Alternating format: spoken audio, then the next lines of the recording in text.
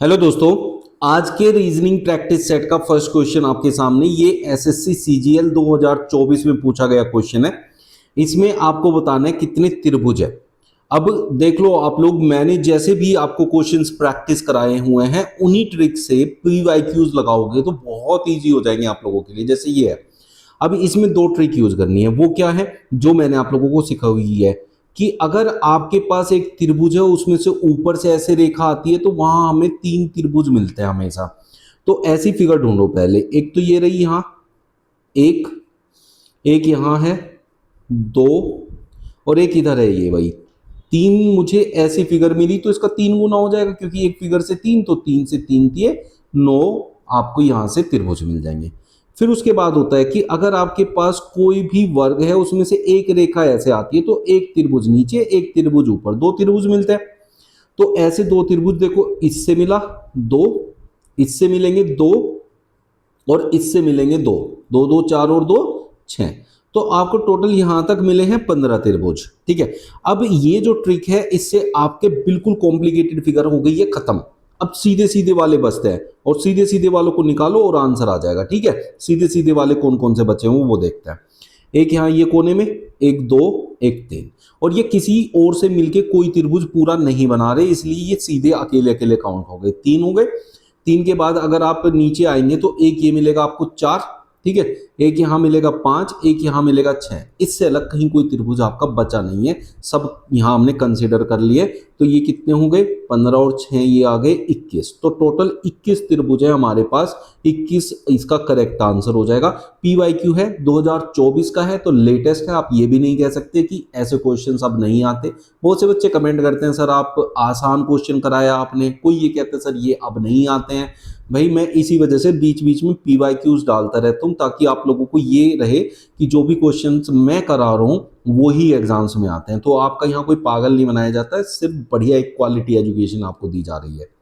चलो, ये है देखो यूपीएसआई का, जो यूपी पुलिस की वैकेंसी चल रही है। 12/2021 का क्वेश्चन है, 21 में पूछा गया। पिछली वैकेंसी 21 में ही हुई थी, तो लेटेस्ट हुआ उसके हिसाब से। तो इसमें देखो, और ये वैसे भी हर एक टाइप का क्वेश्चन बनता है अंग्रेजी वर्णमाला वाला।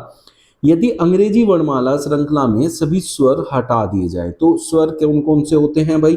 5 स्वर होते हैं, ए, ई, आई, ओ, यू, ये 5 होते हैं। ठीक है, अब इसमें दो ट्रिक आपको सिखाऊंगा, उन दोनों ट्रिक को ध्यान से समझना, काम आएगी।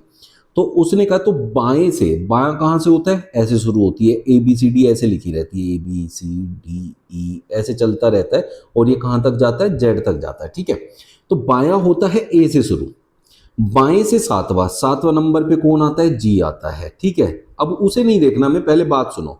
उसने कहा बाएं से सातवें अक्षर की दाईं ओर, जब भी बाएं से दाएं कहेगा तो जुड़ेगा। सातवें अक्षर के दाईं ओर पांचवा अक्षर, तो सातवां अक्षर और पांचवा अक्षर, इसका मतलब उसने आपसे 12वें अक्षर के बारे में पूछा है। अगर बाएं से दाएं कहे या दाएं से बाएं कहेगा तो जुड़ेगा, मतलब अगर दोनों विपरीत बातें बोलेगा, बाएं से दाएं, दाएं से बाएं। ठीक है, लेकिन अगर दोनों सेम हो, यहां बायां है और यहां भी बायां होता, तब माइनस करते, तब 7 में से 5 को माइनस करते, मतलब दूसरे नंबर वाला पूछा होता। और बाएं से दाएं या दाएं से बाएं हैं, तब दोनों जुड़ते हैं, तो इसका मतलब इन दोनों का योग करके जो आएगा उस नंबर पे पूछा है, कौन आएगा। ठीक है, अब उसने 12वें नंबर पे पूछा है।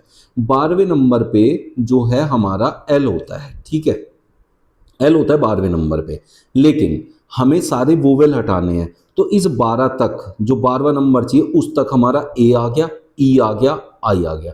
3 लेटर हमने हटा दिए, 3 लेटर हटा दिए तो 12वें नंबर वाला नहीं, 12 + 3 फिर 15 नंबर वाला हमारा आंसर होगा। और 15 नंबर पे होता है ओ, और ये है वोवेल, ये भी नहीं लेना तो इसे भी हटा दो। फिर इससे अगले वाला होगा, ओ से आगे आता है पी, मतलब 16वें नंबर पे आएगा। तो जितने वोवेल हट गए उतनी जगह खाली हो गई ना, इसलिए हम उतने आगे खिसकते जाएंगे। तो आपका आंसर हो जाएगा ऑप्शन ए, पी। एल के विपरीत क्या आएगा? ये भी सीजीएल 2024 का लेटेस्ट क्वेश्चन, जो आपका अभी पिछले सीजीएल में पूछा गया था। आप समझो, यहां अगर आपके पास पासे की दो स्थितियां दी गई है, जैसे यहाँ एक ही पासा होता है, जब हम उसे ऐसे रोल करते हैं तो उससे अलग अलग स्थिति निकल के आती है। ये दो स्थिति दे रखी है।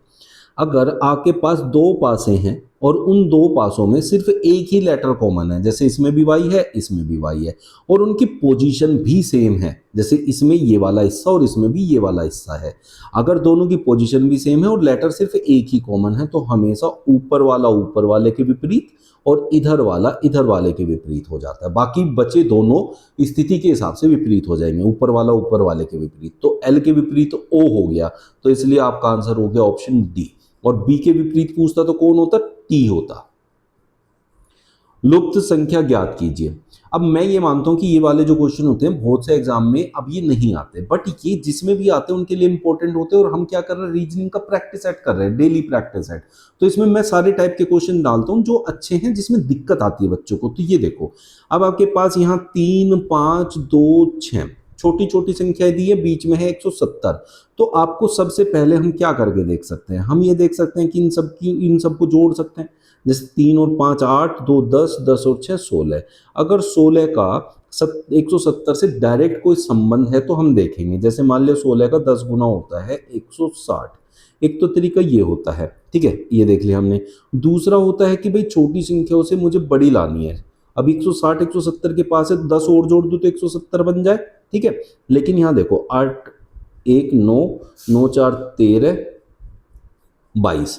अब 22 का 10 गुना क्या होता है भाई? 22 का 10 गुना होता है 220। अब 220 में 10 जोड़ू तो 230 चाहिए मुझे, 278। तो ये वाला लॉजिक यहाँ फेल हो गया, ठीक है। एक तरीका ये था हमें बड़ी संख्या लाने का। अब दूसरा तरीका, जब बड़ी संख्या लानी होती तो दूसरा तरीका होता है हमारा सब संख्याओं को गुणा कर दो, छोटी अगर है तो 3 पंजे 15, 15 दूनी 30, 30 छंग 180। 180 में से अगर 10 माइनस कर दूं तो 170 आ जाए। तो गुणा वाले में माइनस करना पड़ रहा है। तो यहाँ देखो अगले में कंफर्म करना पड़ेगा ना इस चीज को। पिछले वाले में इससे जो आंसर निकाला वो अगले में फिट नहीं हुआ, तो इसलिए उस लॉजिक को नहीं लगाएंगे। अब इसे देखेंगे, जब बड़ी संख्या लाते हैं तो हम सबको जोड़ के उनका गुणांक देख सकते हैं, उसका वर्ग देख सकते हैं, बीच वाली संख्या बन रही है क्या। अगर फिर गुणा कर सकते हैं उससे बड़ी संख्या ला सकते हैं, या फिर वर्गों में जा सकते हैं। तो इसे देखो 8 एकम 8, 8 चौक 32 और 32 निम्न देखना है हमें। 9 दूनी 18, 9 तीस 27 और 1 28। 288 278 से 10 ज्यादा है। पहले वाले में भी 10 माइनस किया था, इसमें भी 10 माइनस किया, तो लॉजिक बिल्कुल फिट बैठ रहा है। तो इसका मतलब 278 आ जाएगा। देखो अब आपको ये लॉजिक समझ में आ रहे होंगे कैसे लगाना है, किस क्वेश्चन में कैसे लॉजिक फिट करना है। तो ये क्वेश्चन आप ऐसे करोगे। अब क्या करना है, सबकी गुणा करनी है, ठीक है। 2 सते 14, 14 छिक 84 और 10 गुणा करेंगे तो 840। अब इसमें से हमें 10 माइनस करना है तो 830 आपका आंसर हो जाएगा, जो कि हमें दिया हुआ है ऑप्शन सी में। ये हमारा करेक्ट आंसर है।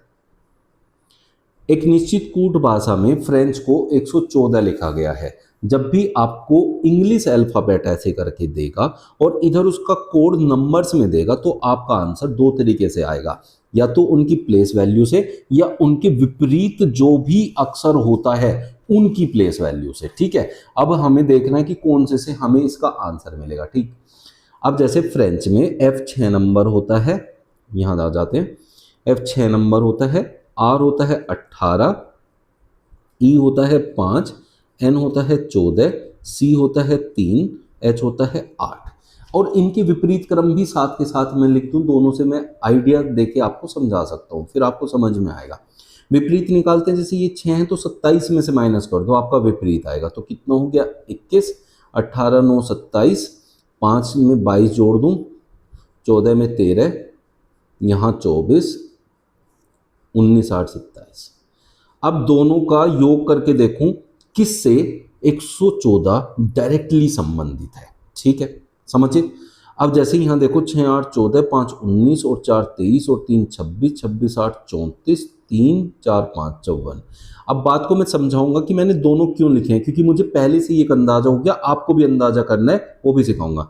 54 के टेबल में 114 नहीं आता, और 54 से वैसे भी 114 काफी दूर है, ना तो गुणांक से मिलेगा ना अंतर से मिलेगा। अब इधर चलते हैं, इनका टोटल देखते हैं। इनका टोटल देखेंगे तो 10 2 12, 3 15, 4 19 और 9 28, 2 2 4 2 6 7 2 9 और 1 10, 108।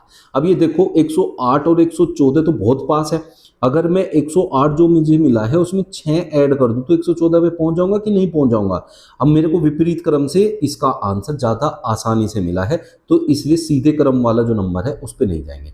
अब मैंने विपरीत वाले क्यों लिए, क्योंकि मुझे पहले ही दिख रहा है FRENCH सारे छोटे छोटे नंबर वाले, ये 6 नंबर वाला, ये 5 नंबर वाला, ये 3 नंबर वाला, 8 वाला, भाई इनको जोड़ के 114 के पास पहुंच नहीं सकते, ठीक है।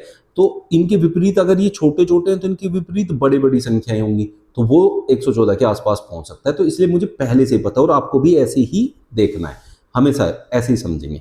अगर ये होता कहीं 60-70 के आसपास, फिर हम इसकी तरफ जाते सीधे नंबर वाले की तरफ, क्योंकि इसके सारे छोटे छोटे वैल्यूज दी हुई हैं।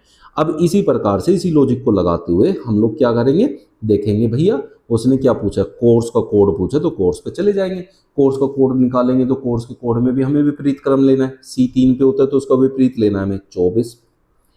O कितने पे होता है हमारा 15 पे, उसका विपरीत होता है 12, ठीक है। U जो है हमारा वो कितने पे होता है 21 पे, तो उसका विपरीत होता है 6, ठीक है। R 18 पे होता है, विपरीत होता है 9, S का विपरीत होता है 8, और E का विपरीत V मतलब 22 नंबर। इन सबको जोड़ दो, 4 2 6 6 12 और 9 21, 8 29 30 31, 3 2 5 6 2 8 81। अब देखो 6 जोड़ के आंसर आना था, इसमें 6 जोड़ देंगे तो 81 और 6 87 होता है, जो कि हमारा ऑप्शन डी में दिया है। अब देखो ये 81 यहाँ भी दे रखा है ऑप्शन में, तो कंफ्यूज करने की पूरी कोशिश करता है एग्जामिनर, बट आपको कंफ्यूज नहीं होना है भाई, आराम से कर लेना है उस क्वेश्चन को, ठीक है। अब बात करते हैं नेक्स्ट क्वेश्चन की। अब ये है रिश्ते संबंधी क्वेश्चन। ऐसे क्वेश्चन बहुत आते हैं, पिछली बार जो CGL का क्वेश्चन था वो भी इसी टाइप वाला था, ठीक है। अब उसने कहा है कि आपको ये रिलेशन दिए हैं कि भाई अगर A और B हैश से संबंधित है तो उसका मतलब है A B का पुत्र है।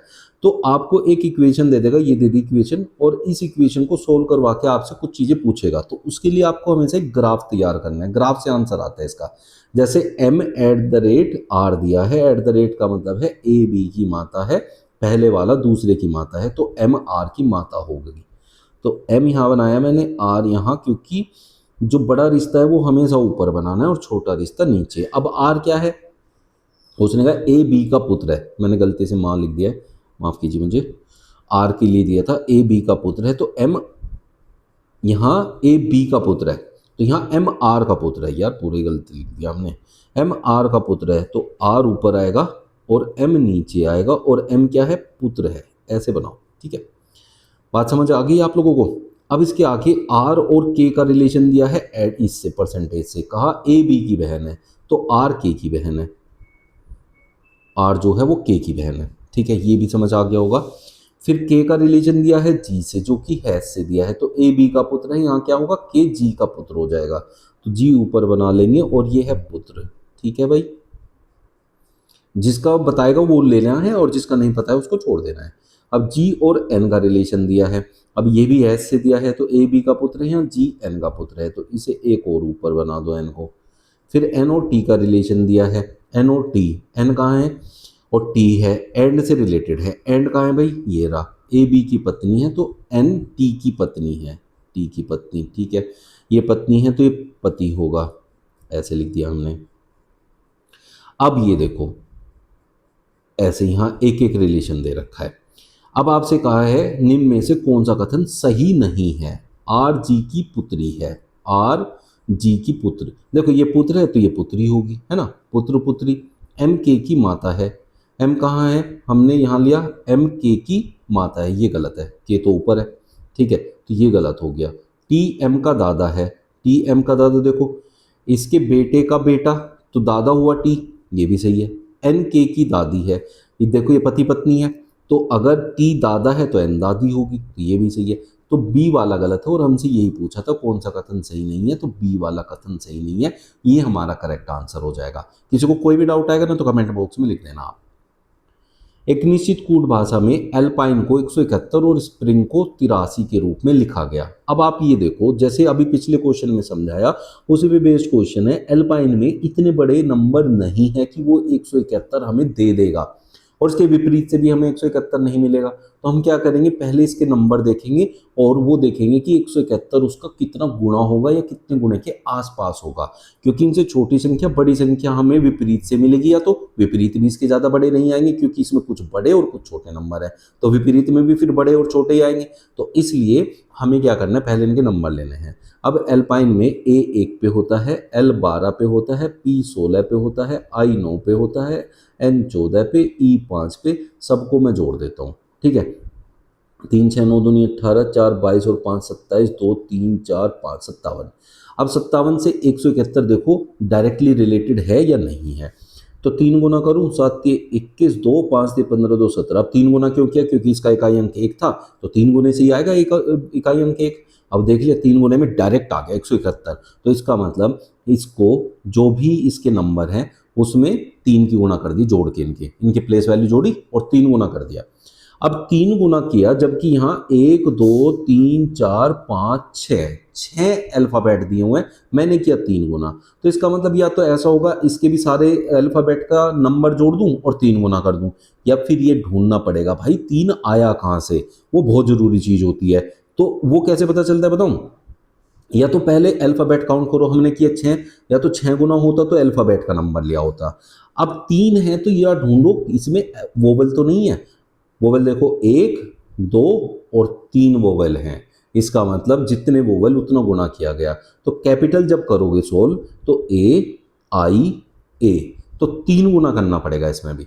हालांकि ऐसा लगेगा कि ये 3 गुना आंसर है, लेकिन वो 3 गुना वोवेल की वजह से है, जो कि इसमें देखो इसमें आई है 1 वोवेल, तो इसमें 1 ही गुना होगा, इसलिए आप इसमें 3 गुना करोगे। ठीक है, अब सी 3 नंबर पे होता है, ए 1 नंबर पे, पी जो है 16 नंबर, आई 9, टी जो है 20, ए 1, एल 12, सबको जोड़ देंगे भाई। अब हम सबको जोड़े तो यहाँ कितना आ रहा है हमारा, 3 4 6 10 9 19 20 22, 2 2 4 2 6 62। इसका करना है मैं 3 गुना, 3 दूनी 6 6 18 186, जो कि ऑप्शन ए में दिया हुआ है। उम्मीद करता हूँ अच्छे से क्लियर हो रहा होगा। किसी को कोई भी डाउट है तो यार कमेंट करके पूछ सकते हो आप लोग। दिए गए समीकरण को सही बनाने के लिए किन दो संख्याओं को आपस में बदला जाना चाहिए। अब बदला जाने वाला जब भी क्वेश्चन आए सबसे पहले भाग पे चले जाओ, बिल्कुल आंख बंद करके। जैसे यहाँ 78 भाग 48 है, अब 78 जो है 48 से अगर भाग नहीं होता तो इसका मतलब इस 78 के पीछे जो है उसे ही बदलना है, बस हमेशा याद रखना। और वो संख्या ढूंढो जिससे 78 भाग हो सकता है। तो ऑप्शन में 48 यहाँ दे रखा है और यहाँ दे रखा है। अब देखो 48 को अगर 39 से रिप्लेस करूंगा, और 39 दूनी 78 होता है, इसका मतलब 39 से भाग कर देगा, तो यही मेरा आंसर है ऑप्शन सी। बट करके देख लेते हैं, बहुत से बच्चे लगता है कि ऐसे नहीं होता, ऐसे होता है। देखो हमें 78 भाग 48 है, भाग वाली बाद संख्या उसको हमेशा बटे में लिखना।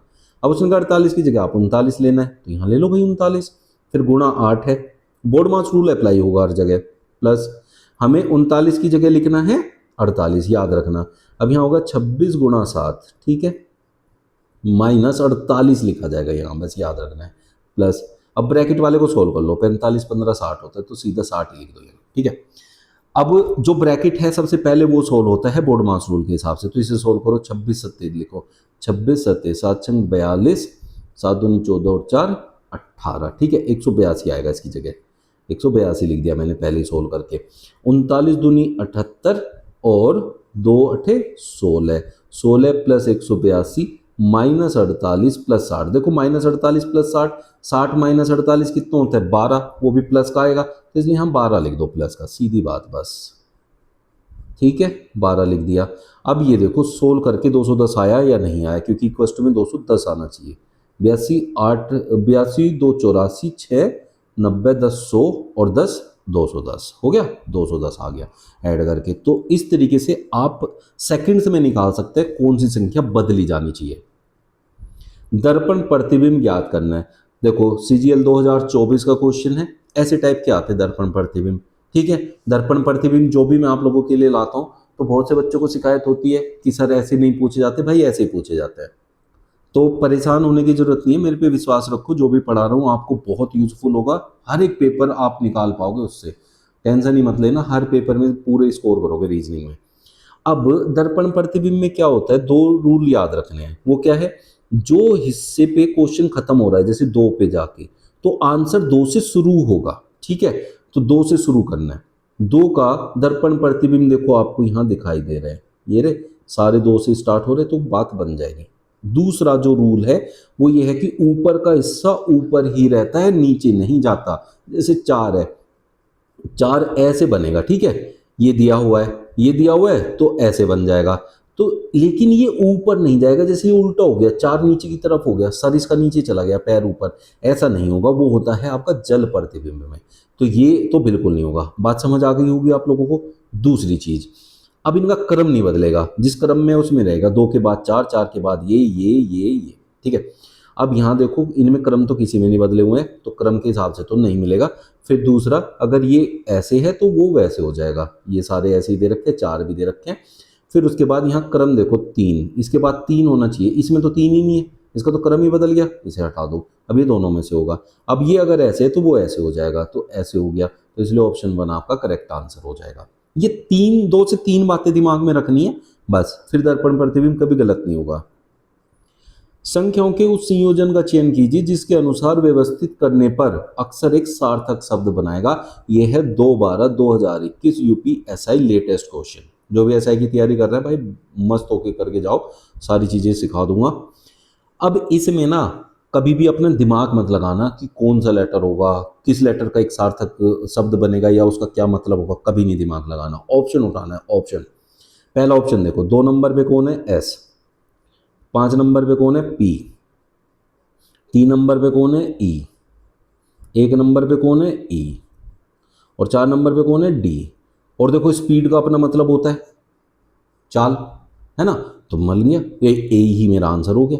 तो ऑप्शन से उठाना इसको, और नंबर ये आपका उसी क्रम में जैसे उसने ऑप्शन दिया उस क्रम में आप अपने अल्फाबेट लिख देना, आपको पता चल जाएगा उसका क्रम बन रहा है कि नहीं बन रहा, उसका कोई मतलब है कि नहीं है। उम्मीद करता हूँ अच्छे से क्लियर हुआ होगा, यही ट्रिक यूज करना है इसमें। 29 जून 2010 को सप्ताह का कौन सा दिन था। देखो कैलेंडर का जो भी क्वेश्चन आएगा उसमें अगर दिन निकालना है तो सबसे पहले ये डेट उठा लो, कितनी है, 29 ले लो भैया। फिर ये दे लो, ये कितनी साल है, 10, इसे भी ले लो। फिर ये कौन सी सीरीज है, 2000 वाली सीरीज है, 2000 वाली सीरीज का कोड 6 होता है, याद कर लो। अब ज़्यादातर इसी के क्वेश्चन आते हैं तो इसलिए टेंशन लेने वाली बात है नहीं। अब ये जो 10 साल है इसमें कितने लीप वर्ड्स होंगे, हर 4 साल में एक लीप वर्ड्स होती है। 10 साल में एक 4 साल में आई होगी, फिर एक 4 साल में, तो 2 ही लीप वर्ड्स हो सकती है, इसमें 2 से ज़्यादा हो नहीं सकती, ठीक है। नहीं तो आप क्या करो, जो भी होता है उसे 4 से भाग कर देते हैं, 4 दूनी 8, और बस ये देखते हैं कितनी बार भाग हुआ है, वो होता है लीप वर्ड्स। समझ में आ गया होगा। अब इसके बाद बस एक चीज़ और देखनी है, महीने का कोड, वो है 033 614 625 और 035। अब इसमें से देख लो, ये जनवरी फरवरी मार्च अप्रैल मई जून, ये 4 आ जाएगा। बस ये 5 चीजें लेनी है आपको, क्वेश्चन सोल्व कर देना, इन सबको ऐड कर दो। 9 6 15 4 19 2 21 2 2 4 5 51। अब इस 51 को आपको 7 से भाग करना है, क्योंकि हमें दिन निकालना है। हफ्ते में 7 दिन होते हैं तो इसलिए 7 से भाग करेंगे, देखें कितने 7 हैं, ठीक है। तो 7 7 49। जो भी आपका शेष बचेगा ये 2, इससे दिन निर्धारित होगा, शेष से निर्धारित होगा। तो एक शेष है तो सोमवार माना जाता है, 2 है तो दूसरे दिन जाओ मंगलवार, 3 है तो बुधवार, 4 है तो बृहस्पतिवार। तो यहाँ आया है 2, 2 पे होगा मंगलवार, तो ऑप्शन ए करेक्ट आंसर हो जाएगा। विषम पता कीजिए। अब आपके पास 4 ऑप्शन लिखे हुए हैं नीचे, इनमें से देखना है कौन विषम है, मतलब 3 एक जैसे होंगे, एक अलग होगा, उस अलग की पहचान करनी है। अब अलग की पहचान करने के लिए क्या होता है कि इतनी बड़ी जब भी आपकी संख्या होगी भाई लिख के ले लो, 99% केसेस में अंकों का क्वेश्चन होता है।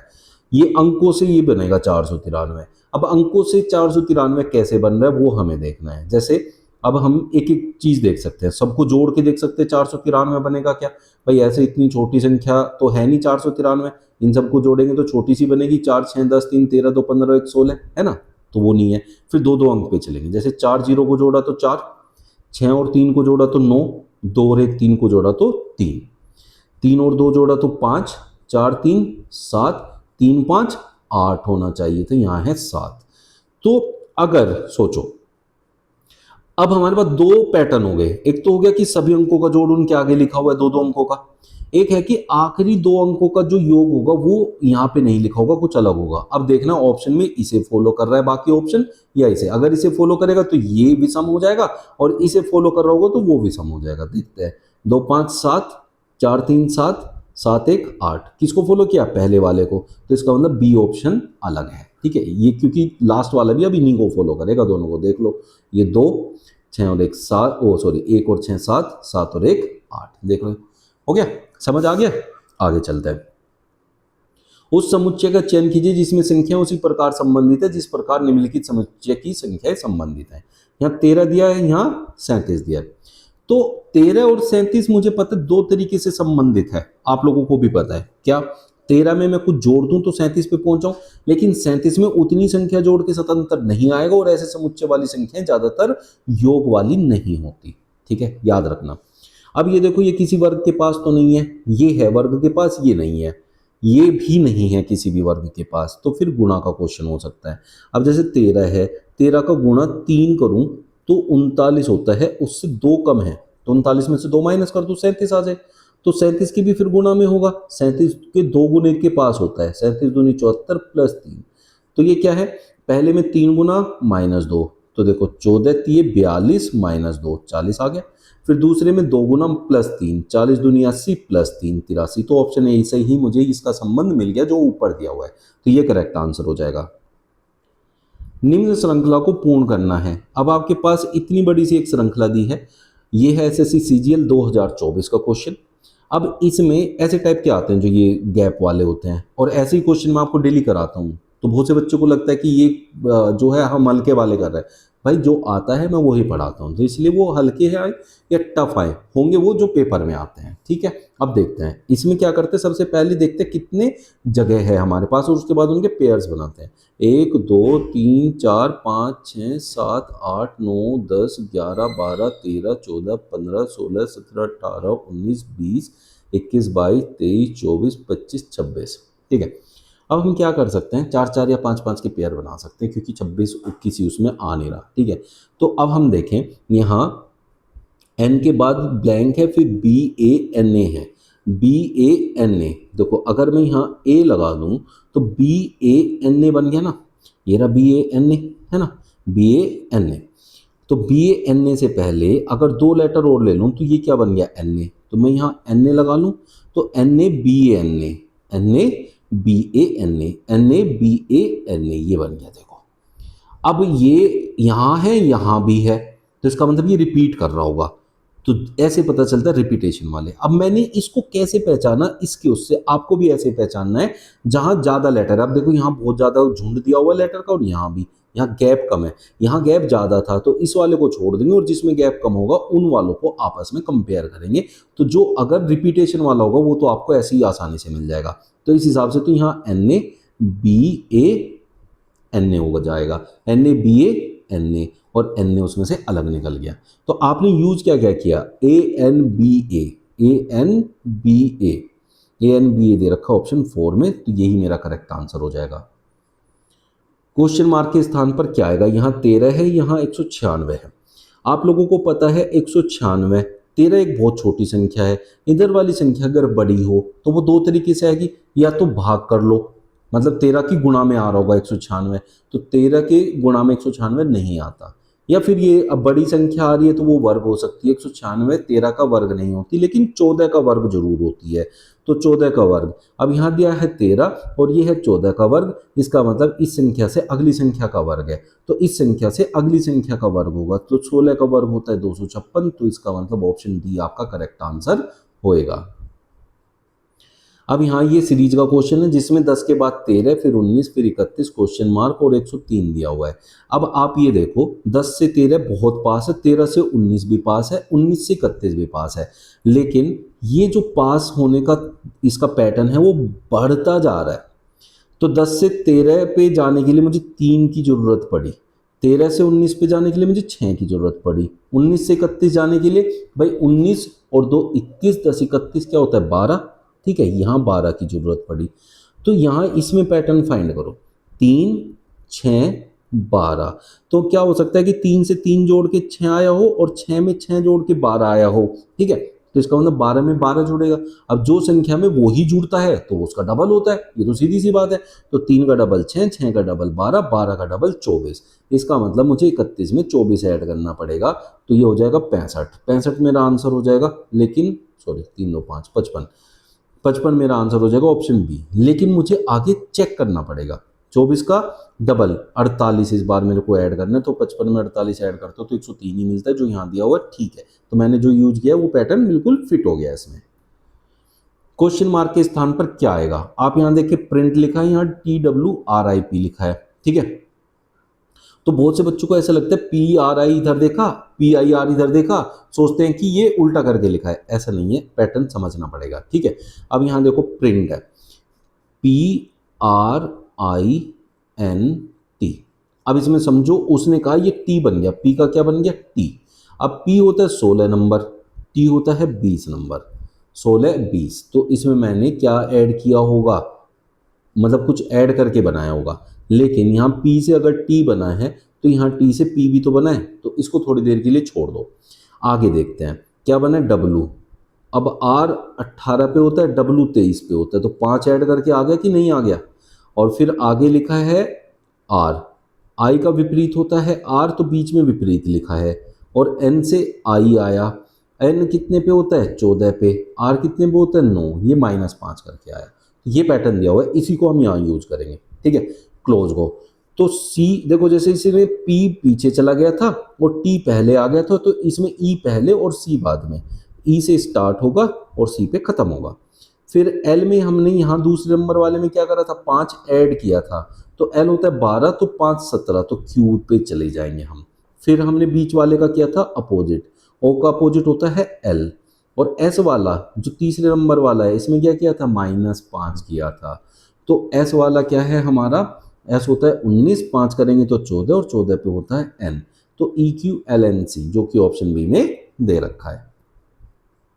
दिए गए विकल्पों में से उस संख्या को चयन करें, मतलब हमें ना सीरीज का क्वेश्चन सॉल्व करना है, ये रहा सीरीज का क्वेश्चन, ठीक है। अब सीरीज फाइंड करनी है इसमें कि क्वेश्चन मार्क की प्लेस पर क्या आएगा। अब सीरीज क्या लगेगी, देखो ध्यान से, 56 से 56 पे जा रहे हैं हम, और आगे संख्याएं घट भी रही है और बढ़ भी रही है, तो सीधा सा लॉजिक होता है गुणा का। अब 56 से 56 जाएंगे तो एक गुणा होता है, 56 का एक गुणा करूंगा तो 56 आएगा, ठीक है, आ गया। तो इसका मतलब एक गुणा किया होगा। लेकिन फिर मैं कम पे जा रहा हूँ, कम कर रहा हूँ तो माइनस कर दिया होगा, 56 में से -2 कर दिया होगा। पहले एक गुणा किया, फिर -2 किया, आगे चलते हैं। अब ये बड़ी संख्या आ गई, ये गुणा से आएगी, तो एक बार गुणा एक बार माइनस, एक बार गुणा एक बार माइनस, ये चल रहा होगा।